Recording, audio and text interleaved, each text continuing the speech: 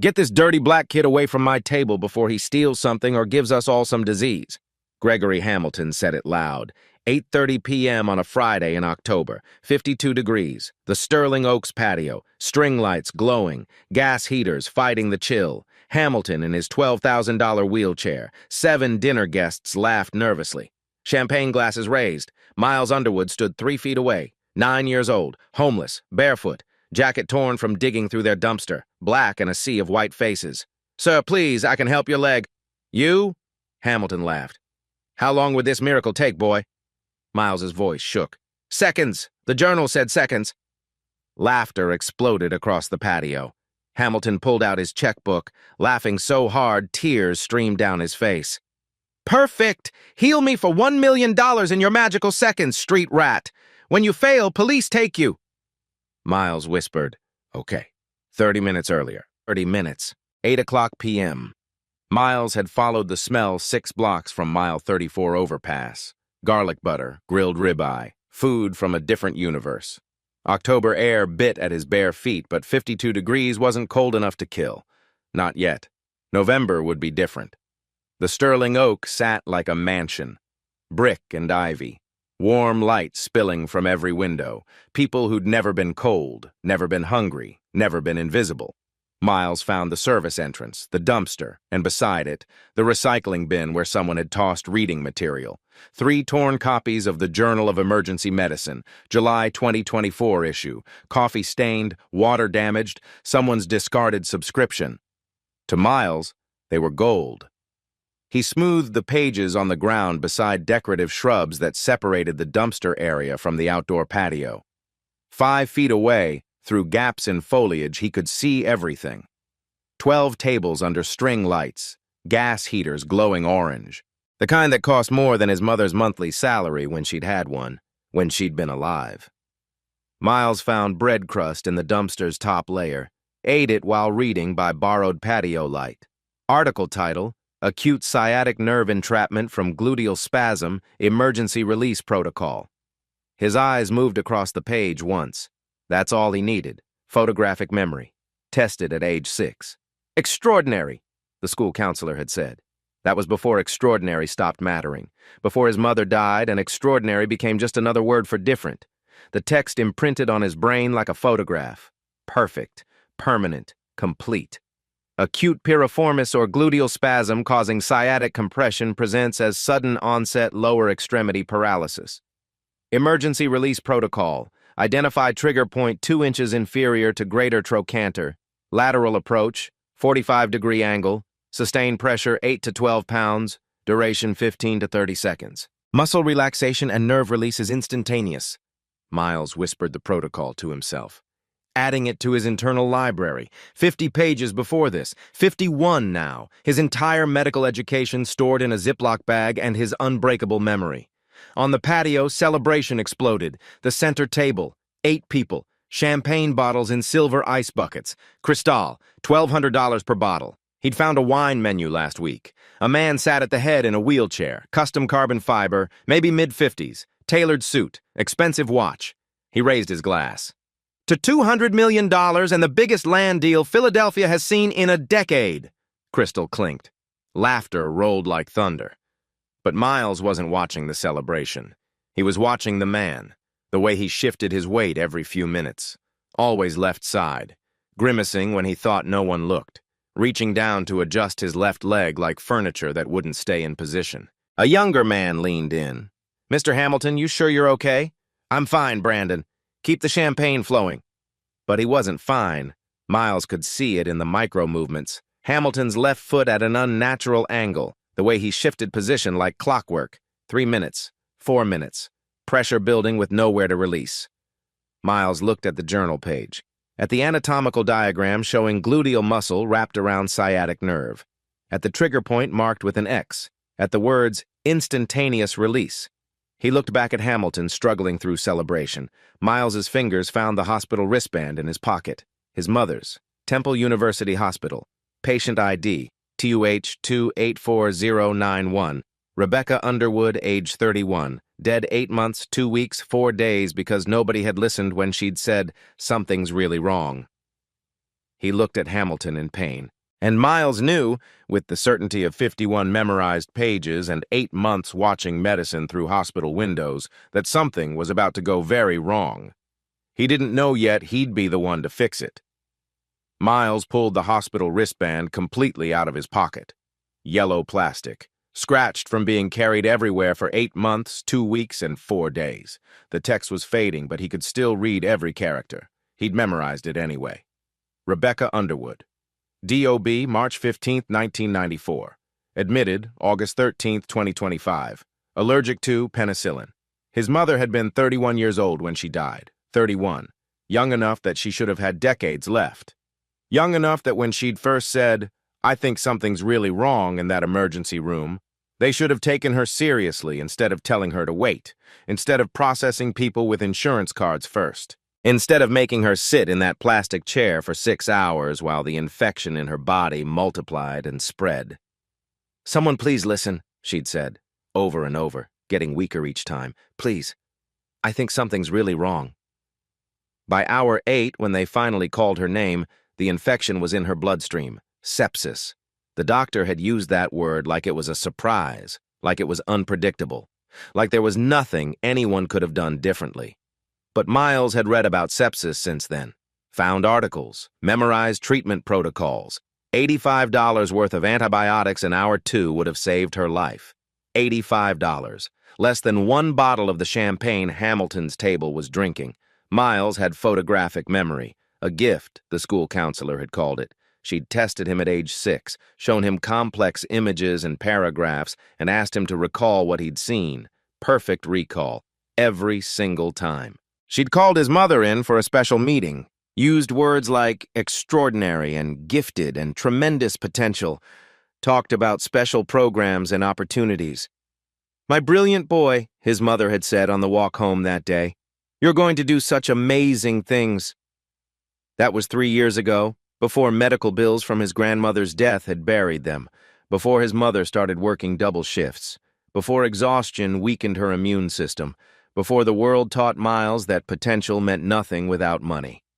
Now Miles lived under the Mile 34 overpass, 15-minute walk from this restaurant, 6 blocks from Temple University Hospital where his mother died and where he now spent evenings pressed against 4th-floor windows watching residents do rounds. Learning medicine the way his mother never received it.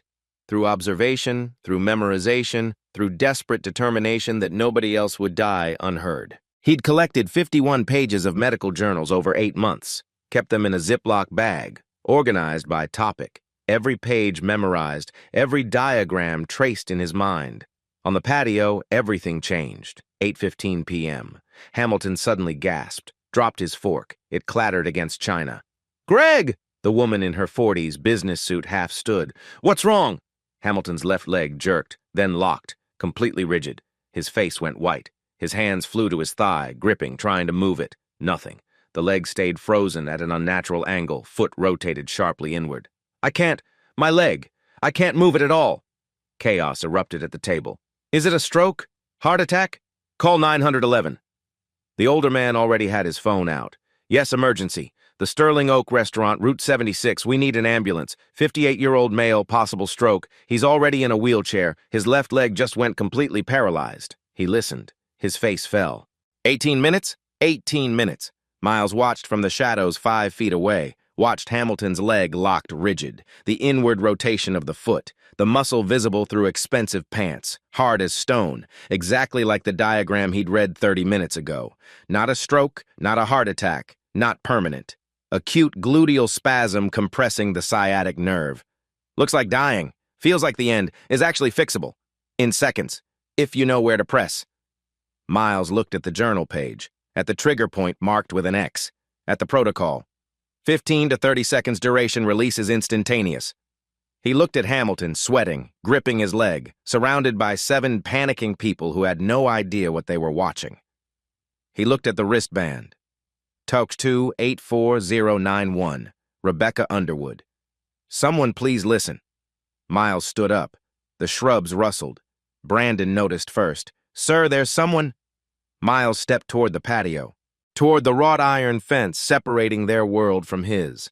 4 feet tall, bars wide enough that a 58-pound 9-year-old could slip through, toward the moment when everything would change.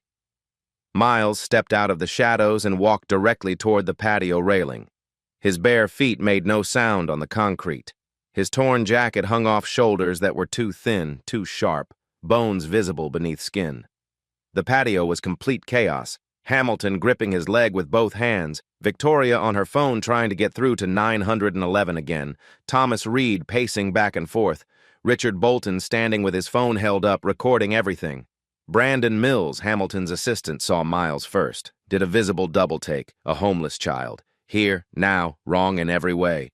"Sir!" Brandon's voice cut through the chaos. "Sir, there's a kid here. Security!"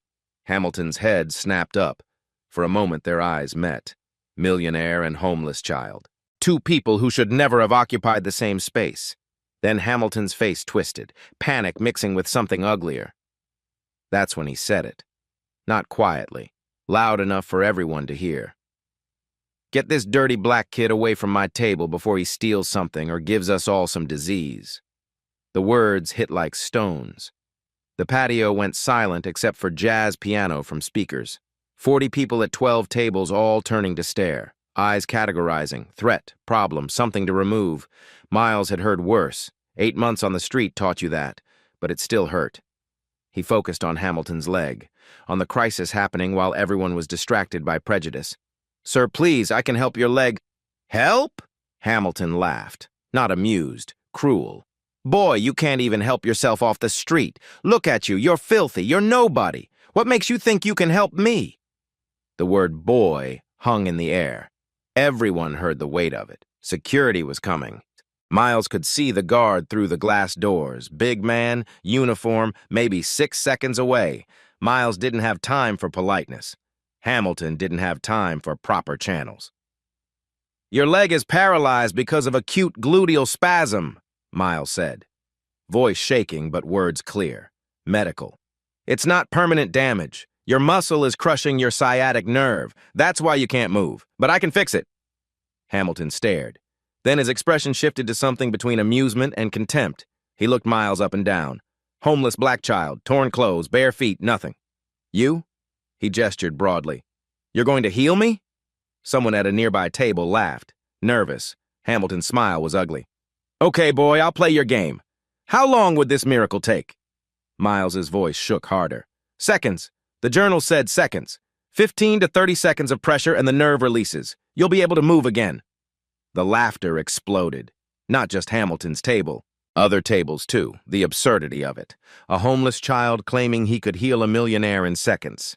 Hamilton laughed so hard, tears streamed down his face. He pulled out his checkbook, slammed it on the white tablecloth hard enough to make silverware jump. "Perfect! This is perfect!"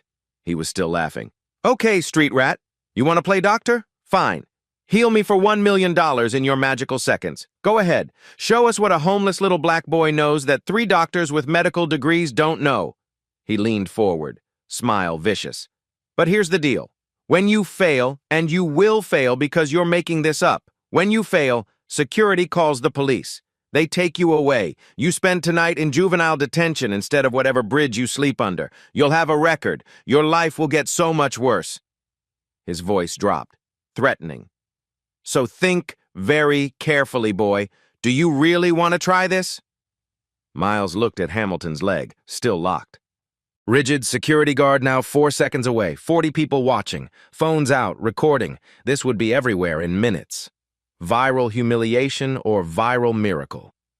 He thought about his mother, about "someone please listen," about $85, about 8 months sleeping under a bridge while carrying medical knowledge that could save lives if anyone would just let him use it. Miles looked Hamilton in the eyes. "Yes, sir, I still want to try." The security guard's hand landed on Miles's shoulder, heavy, final. "Okay, kid, you need to—" "Wait!" Hamilton held up a hand, still smiling. "Let him try. I want to watch him fail. I want everyone here to see what happens when people like him try to pretend they're people like us." He gestured grandly. "Go ahead, boy. You've got your seconds. Show me your miracle."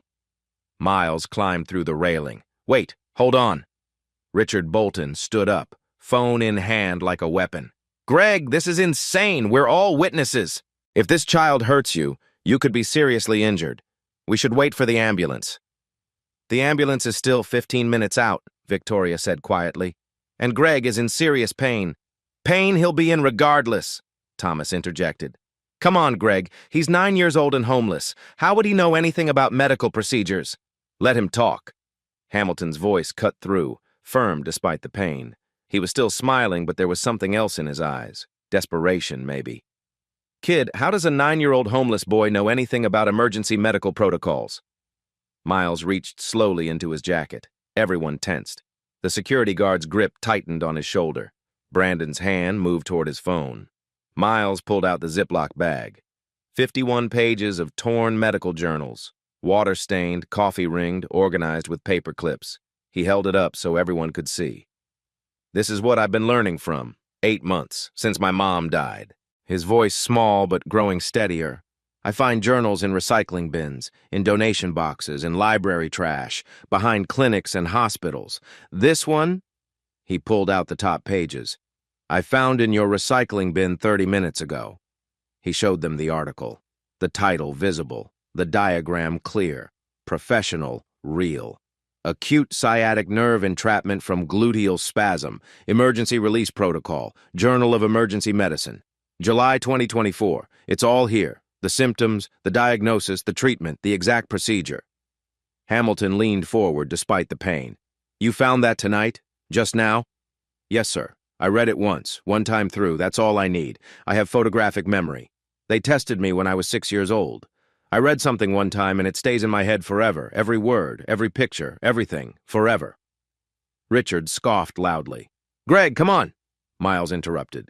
His voice didn't rise, but it cut clean. Quote, acute piriformis or gluteal spasm causing sciatic compression presents as sudden onset lower extremity paralysis, often misdiagnosed as cerebrovascular accident or radiculopathy in emergency room settings. Emergency release protocol. Identified trigger point 2 inches inferior to greater trochanter. Use lateral approach at 45-degree angle. Apply sustained pressure 8 to 12 pounds per square inch. Maintain constant pressure duration 15 to 30 seconds. Muscle relaxation and nerve release is instantaneous upon successful decompression. End quote. Journal of Emergency Medicine, July 2024, Volume 57, Issue 1, page 234, authors Chen and Rodriguez. Absolute silence. Complete. Total. Miles lowered the page. I remember all of it. All 51 pages in this bag. Every word, every diagram, every protocol. I've been teaching myself medicine because... His voice finally cracked. Because when my mom was dying, nobody listened to her. And I'm never going to let that happen to anyone else if I can help it. Victoria's hand covered her mouth. Her eyes were wet. Hamilton stared at Miles, really looked at him for the first time. Not seeing homeless kid, seeing something else. What do you need me to do? He asked quietly. Stay in your wheelchair, don't move. Miles's voice steadier now, focused. When I press, it's going to hurt more before it gets better. Don't fight me. Don't tense up. Just count with me, okay? Hamilton nodded. Okay. I need to wash my hands first. James the waiter stepped forward. Hand washing station here. He turned on hot water, pumped soap into Miles's hands. Miles scrubbed, methodically, between every finger, under nails, up to wrists. 30 full seconds while everyone watched in silence. Rinsed, dried on his jacket. 8:48 p.m., 5 seconds passed. Miles walked back to Hamilton's wheelchair, knelt beside it. Even kneeling barely came up to armrest height. He looked impossibly small. 58 pounds to maybe 190, 9 to 58, homeless to millionaire. I'm going to find the exact spot first. Tell me if anything hurts. His hands, child-sized, rough from concrete, but surprisingly gentle, moved over Hamilton's hip area, palpating through expensive fabric, feeling for landmarks, greater trochanter, iliac crest, gluteal borders, moving with surprising precision. Right here. Miles's fingers stopped, pressed lightly. Hamilton flinched. Your muscle is extremely tight, like wood. The trigger point is... He adjusted. Here. Brandon had phone out. I'm documenting this, whatever happens. Good, Hamilton said, knuckles white on armrests. Kid, are you sure? Miles positioned both thumbs, 2 inches below hip bone, lateral side of gluteal muscle, exactly where the diagram showed. I'm sure about what I read. I'm sure about the anatomy. Voice got smaller. I've never actually done this before. Only practice finding landmarks on myself. Oh, God, Richard muttered. Do you want to wait? Victoria asked Hamilton gently. Hamilton looked at his leg, locked rigid, looked at Miles. 9 years old, scared but determined, homeless but brilliant. Everything the world said was worthless, offering to save him. No, we're not waiting. Miles, do it. Miles took a breath. When I press, everyone count, out loud. It helps track time, and... He looked up. I'm sorry if this hurts really badly. Just do it, kid. 8:48, 40 seconds. Miles pressed. Not gently. Full pressure, 8 pounds of force, maybe more. Using entire body weight, both thumbs driving into trigger point. 45-degree angle. Hamilton's gasp was sharp, immediate. Jesus Christ, that... Count 1, 1. Victoria's voice joined. Brandon's, Thomas's, Richard's, even nearby tables. 1, 2, 2, 3, 4, 5. Hamilton's breath came ragged. Sweat poured despite 52-degree air. Grip so tight, leather creaked, body rigid with pain. God, I can't. You can. Keep counting. 6, 7, 8. 6, 7, 8. Miles could feel the muscle under his thumbs. Dense, solid, unyielding, like pressing hardwood. The nerve trapped underneath. Compressed. Screaming. His arms shaking from effort, but he didn't let up. The protocol said 15 to 30 seconds. He had to get there. 9, 10, 11. Victoria crying, didn't notice. Just counting and crying, mascara running. 9, 10, 11, 12, 13, 14. Hamilton's breathing changed. Faster, shallower, face from white to red, veins on forehead. I can't, this is too much. Almost there. 15, 15. The patio held its breath. 40 people frozen. Watching a 9-year-old homeless child press thumbs into a millionaire's hip while everyone counted like countdown to something impossible. 16, 17. Miles felt it before he heard it. The density change, the muscle shifting, wood becoming something softer, something yielding, something letting go. 8! Pop! The sound was audible, clear, distinct, like cracking knuckles but deeper, fuller, a sound from inside the body that everyone heard.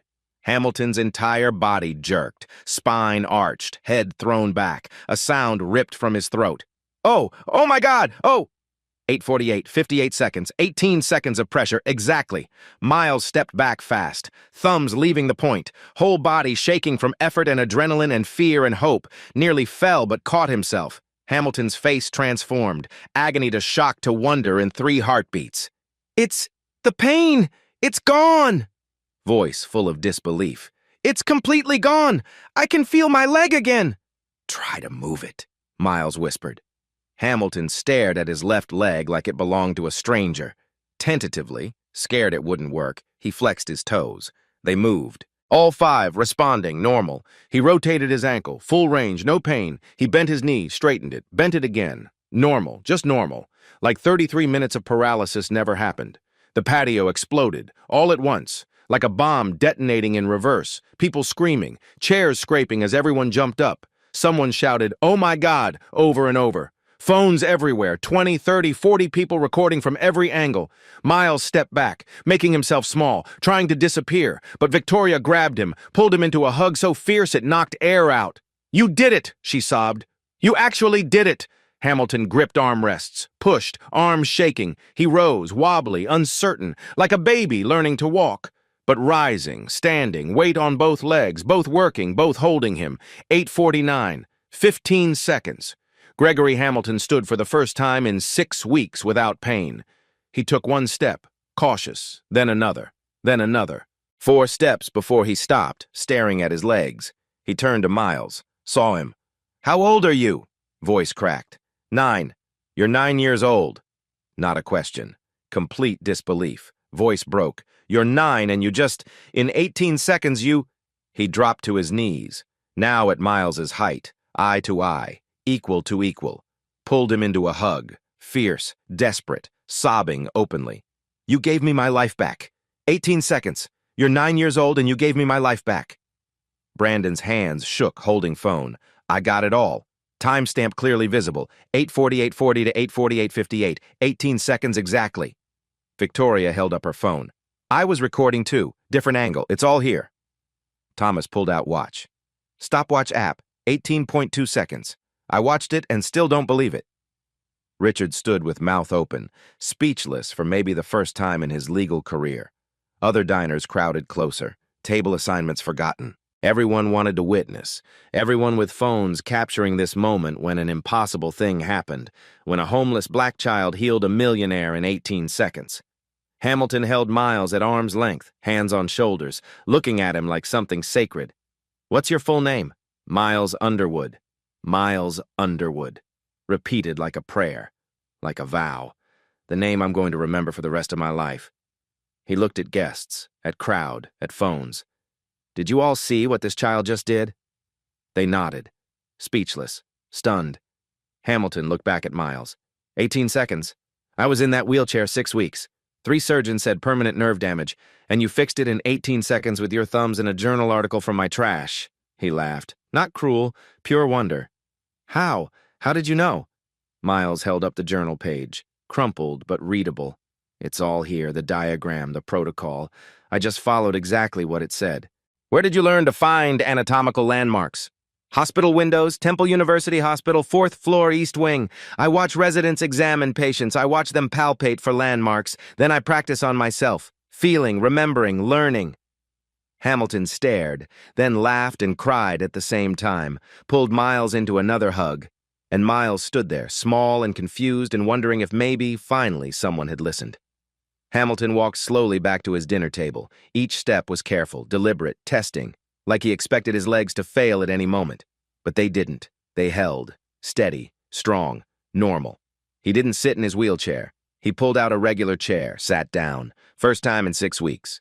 The wheelchair sat empty beside him like a monument to what had been, what was over, what Miles had ended. Hamilton pulled out his checkbook again, opened it, positioned it on white tablecloth, pulled out his pen, pay to the order of Miles Underwood. He wrote it slowly, deliberately. Amount, $1 million, $1 million. Blue ink, still wet, still impossible, still real. He held it out to Miles with both hands. You earned this, every penny, take it. Miles stared at the check but didn't move toward it. Didn't reach, didn't even blink, just stared. Brandon stood beside Hamilton, phone still recording. Miles! That's $1 million, $1 million actual dollars. That's a house. That's college. That's your entire future. You need to take it right now.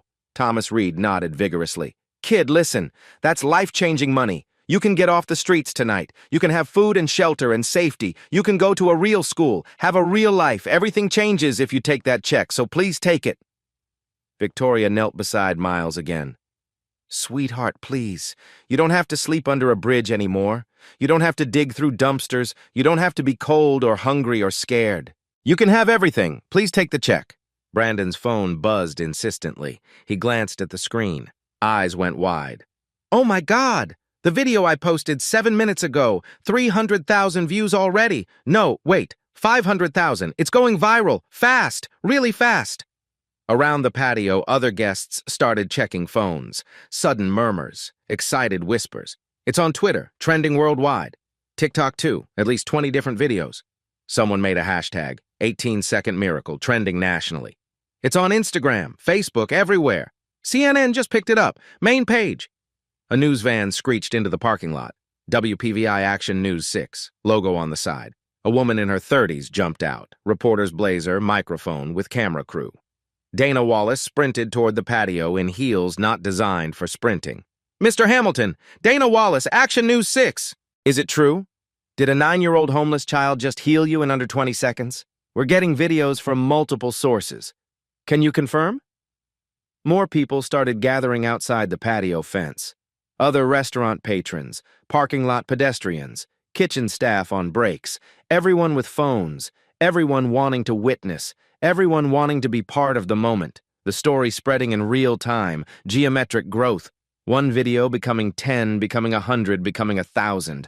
Miles still hadn't moved, still staring at the check in Hamilton's outstretched hands. Miles. Hamilton's voice was gentle now, almost pleading, not the voice that had called him a street rat. Please take it. You saved my life. You deserve everything I can give you.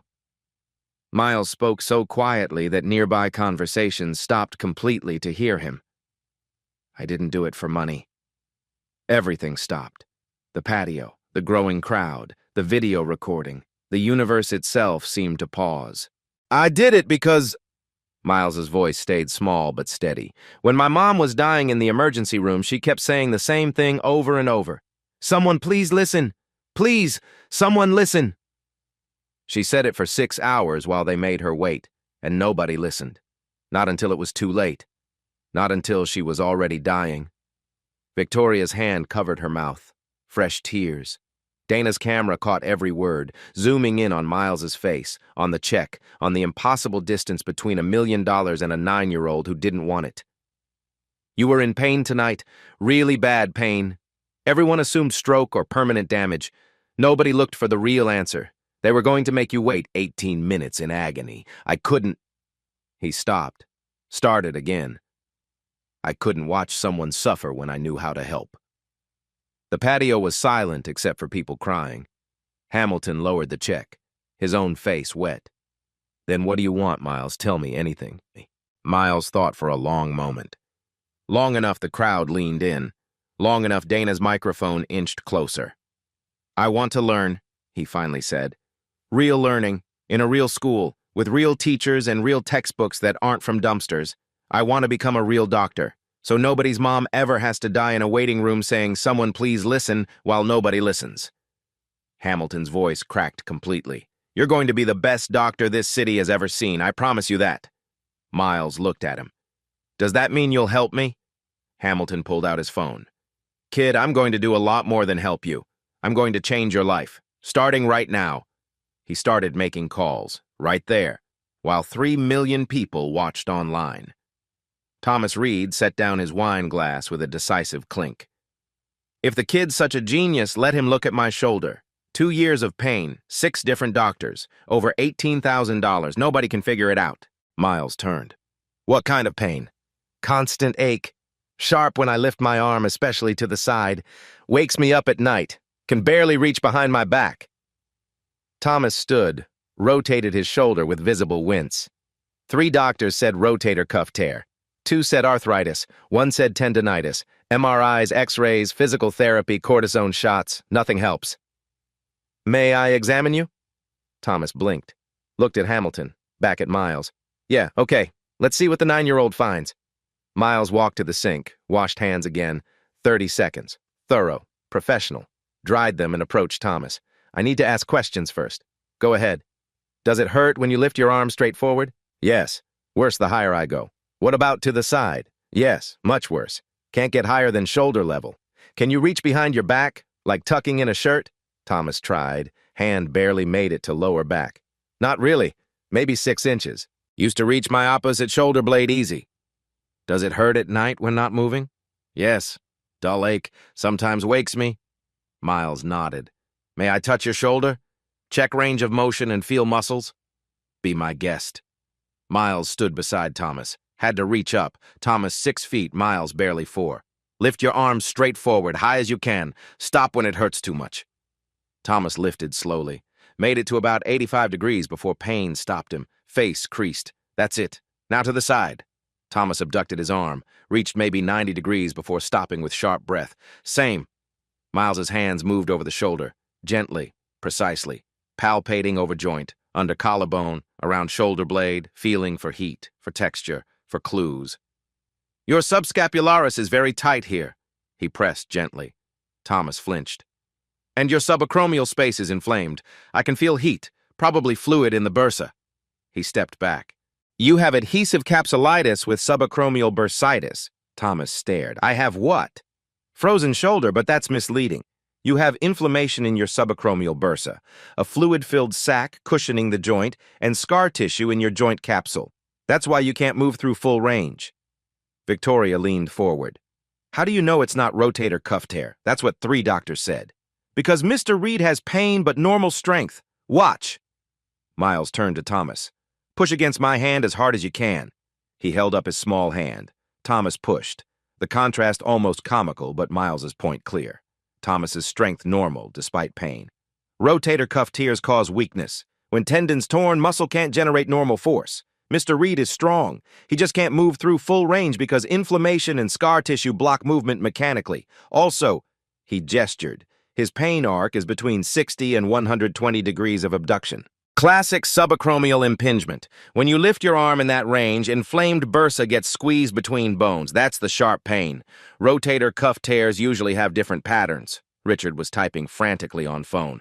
Holy, he's right. Johns Hopkins Orthopedic Manual, word for word. He looked up. How are you doing this? Miles shrugged. Small, uncertain. I just remember what I read. The anatomy textbook I found 3 months ago had a whole chapter on shoulder pathology. I remember all of it. All of it? Richard repeated. All of it. Thomas stared. So what do I do? You don't need surgery. Surgery for frozen shoulder usually makes things worse. You need physical therapy, capsular stretching exercises, gentle progressive range of motion, prescription anti-inflammatory medication, maybe ultrasound-guided corticosteroid injection into the bursa by an orthopedic specialist. Most cases resolve with conservative treatment over 6 to 12 months. Thomas's mouth hung open. That's exactly what my 7th doctor told me last week, the specialist at Penn Medicine, after I'd spent $18,000 on 6 other doctors who got it wrong. $18,000? Miles repeated softly. 18,000. 6 months of appointments, and you diagnosed it in 90 seconds. A woman from nearby tables stood. Professional clothing, confident bearing. She walked over. Excuse me, I'm Dr. Patricia Moore, orthopedic surgeon at Temple University Hospital. I've been listening. She looked at Miles. May I see your journal pages? Miles handed over the Ziploc bag. Dr. Moore examined pages carefully, read the sciatic nerve article, studied diagrams, read about shoulder pathology, looked at Hamilton walking normally, at Thomas rotating his shoulder, back at Miles. These are legitimate peer-reviewed protocols, current Journal of Emergency Medicine, correct diagrams, accurate pathways. She crouched to Miles's level. And you just executed an emergency trigger point release I wouldn't trust to most first-year residents. Diagnosed adhesive capsulitis faster than I could with imaging. How long have you been studying medicine? 8 months, ma'am. Since my mom died. And how do you learn? I find journals in dumpsters and recycling. I read through hospital windows.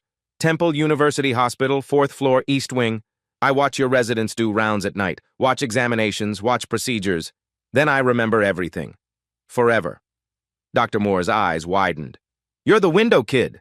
Miles looked confused. Ma'am, for months, residents have mentioned seeing a child outside the 4th floor window, late at night, always watching. We thought someone should call social services. We had no idea you were teaching yourself medicine. I live 6 blocks away, under the overpass at mile 34. The hospital is warm and the lights are on and there's always something to learn. Dr. Moore stood, looked at Hamilton, expression intense. Mr. Hamilton, this mind cannot stay on the street, cannot. I've been an orthopedic surgeon 15 years, taught at Temple 8. I've trained dozens of students and residents, and I have never encountered clinical intuition like this paired with photographic recall and self-taught anatomical knowledge. At 9 years old, this is once-in-a-generation brilliance. Hamilton nodded. Miles's street days are over as of tonight. Good. Because I want him in Temple's medical observation program starting tomorrow. Shadow residents, attend conferences, observe surgeries, learn officially. She looked at Miles. Would you like that? Miles's eyes went wide. Really? You'd let me? Really?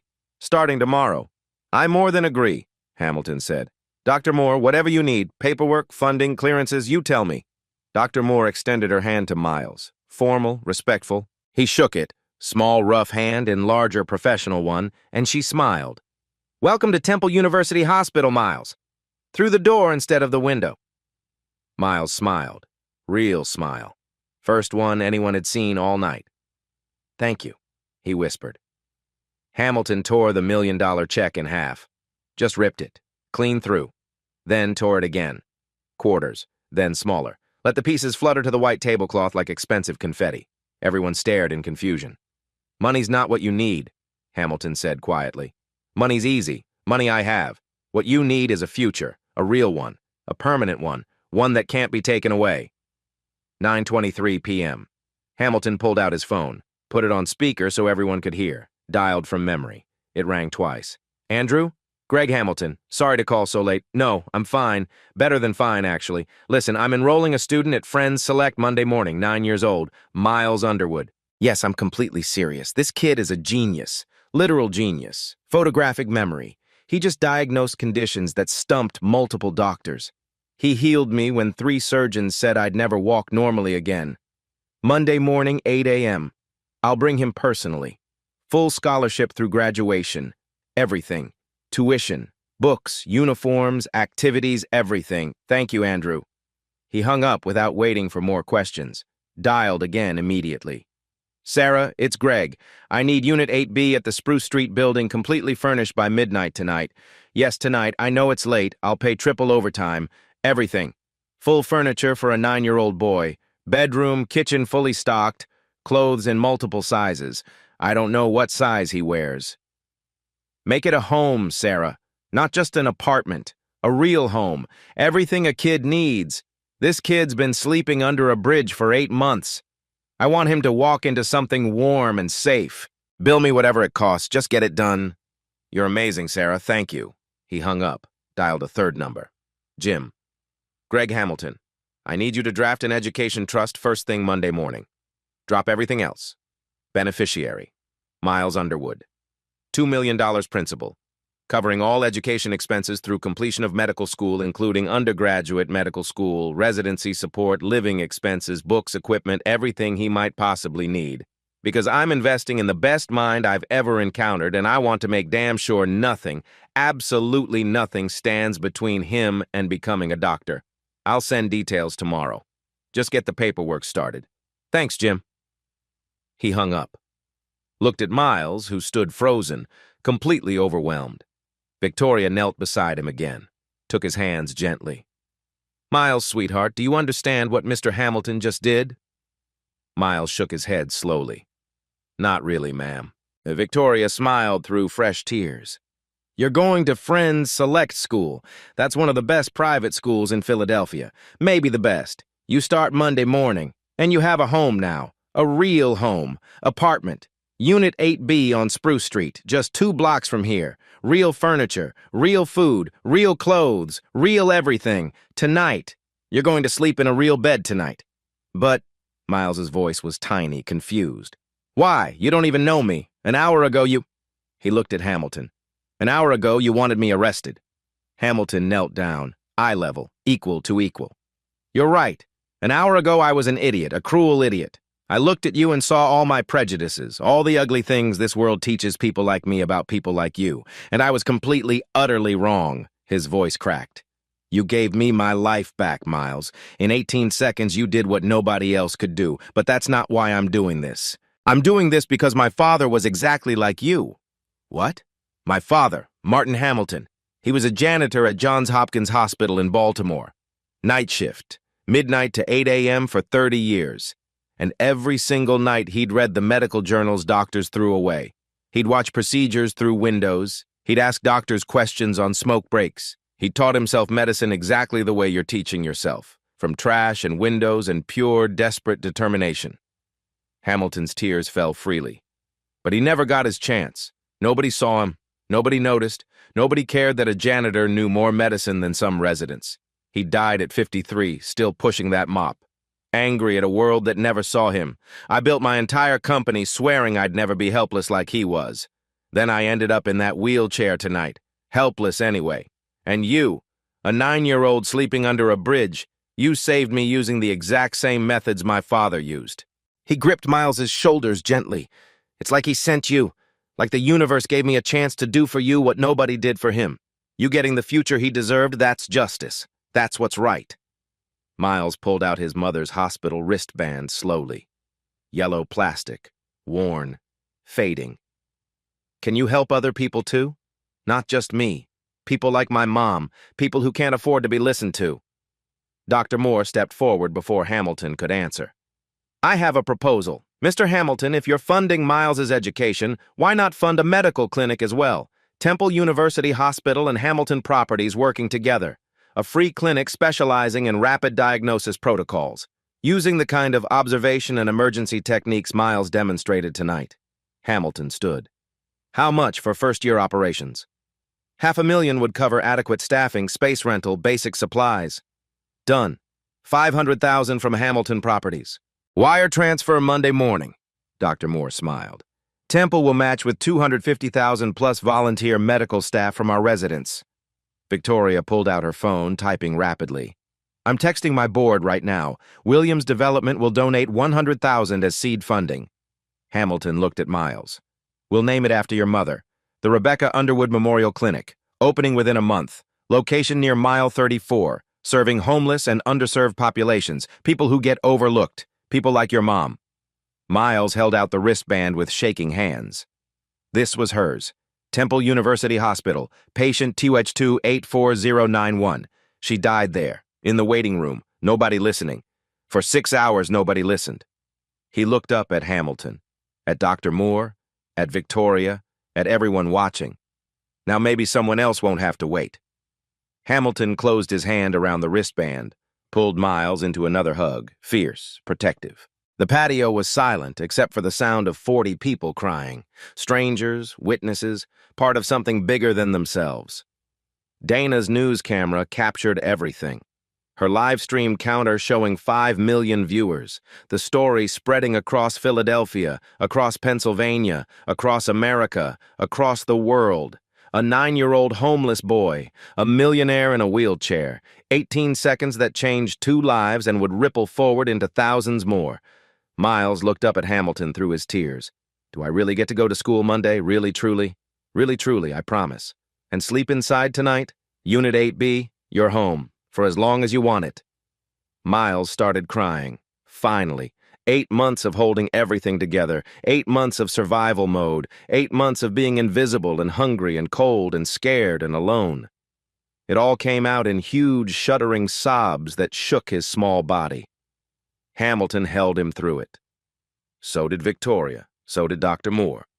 Even Brandon and Thomas joined in, grown men crying over a 9-year-old's tears, because sometimes justice looks like a child finally getting to be a child.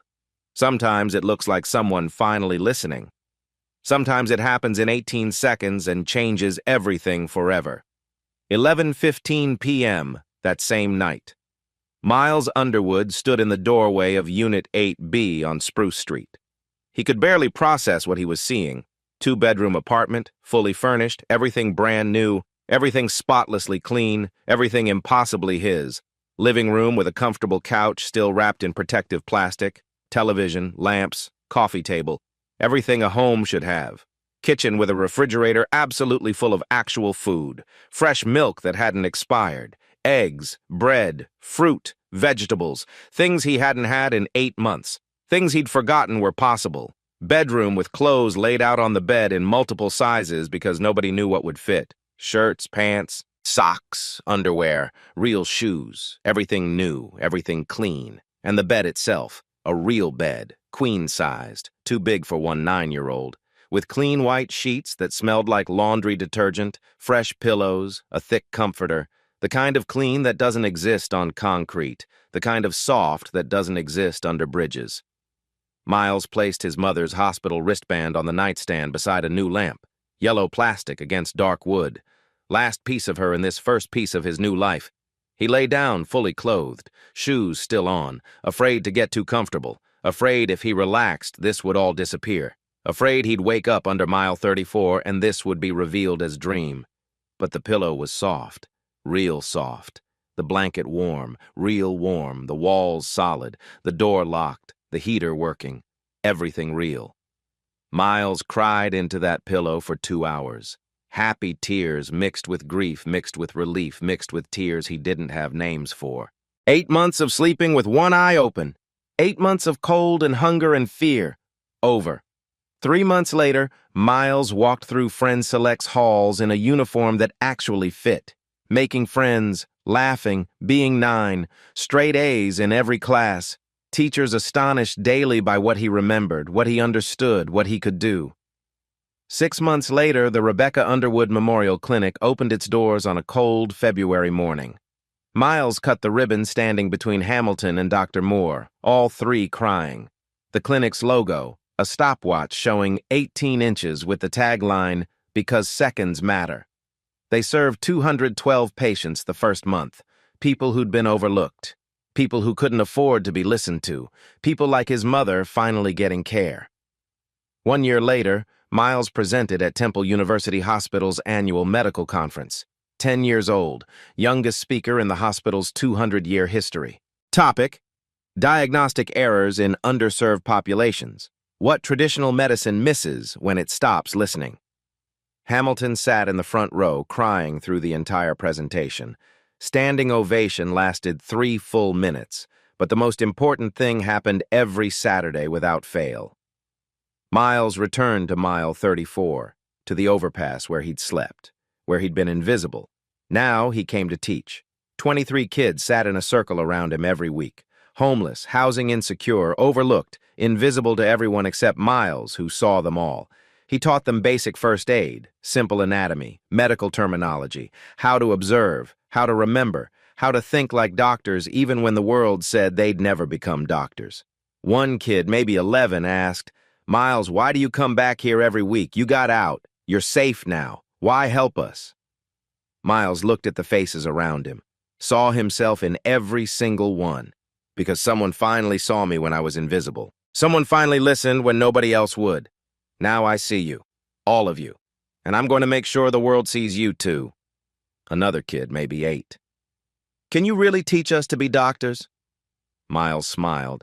"I can teach you to think like doctors, to observe what others miss, to remember what matters, to care when caring seems pointless. The rest, school, credentials, licenses, that's just paperwork. If I could get from under this bridge to Temple University Hospital, so can every single one of you. I promise." Later that year, Friends Select School created a new program, the Miles Underwood Scholarship for Exceptional Circumstances. Full ride for homeless or housing-insecure children demonstrating extraordinary aptitude despite impossible circumstances. 5 recipients per year, every year.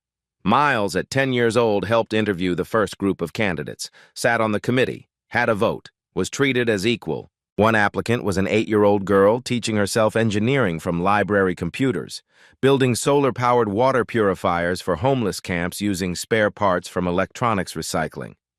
Miles asked her, "When do you want to start school?" She smiled, first time during the entire interview, and whispered, "Monday?" Miles smiled back, remembered that feeling. "Monday. I'll meet you at the front entrance. You're going to love it here." The echoes spreading. Forward, always forward. Some miracles take 18 seconds. The ripples last generations. If this story reminded you that brilliance has no address and genius wears no uniform, a like and subscribe help us share more moments that prove everyone deserves to be seen. Want more stories where the invisible become unforgettable? Stay with us. There are millions of Miles Underwoods waiting to be found.